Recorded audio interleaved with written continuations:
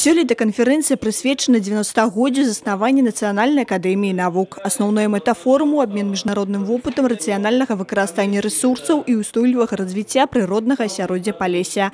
На парадку дня захаванне ландшафтнай і біялагічнай разнастайнасці Палесся, праблемы захавання глебавазямельных водных рэсурсаў і якасці пітной вады і шмат іншага.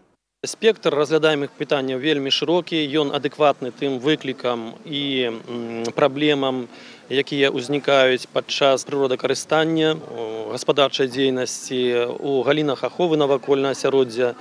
Не сакрэт, што сярод абласцей краіны Брэсцкая мае самую развітую сельскую гаспадарку, якую пераважае жывёлагадоўля. Гэта больш за 80% таварнай прадукцыі, якую дае сёння сяло. У той жа час жывёлагадоўчая галіна негатыўна ўдзельнічае на экалогію. Гэта яшчэ одно вострае пытанне, якое абмеркавалі на канферэнцыі.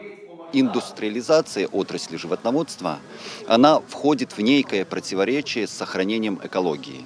Ну, так было, наверное, так есть и так будет.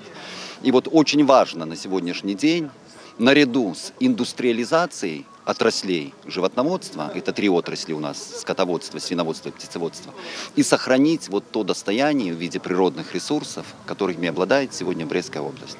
Калі ўздзеянне тэхнічнага прагрэсу на экалогію непазбежна, то мінімізаваць яго негатыўны ўплыў цалкам магчыма. Для таго, каб ведаць як, неабходна абгрунтаваны навуковы аналіз. Менавіта гэтую задачу і вырашаюць вучоныя розных краін. Тетяна Ігнатавец, Крысціна Протасавіцкая, Александр Сівецкі, тэлерадыёкампанія «Брэст».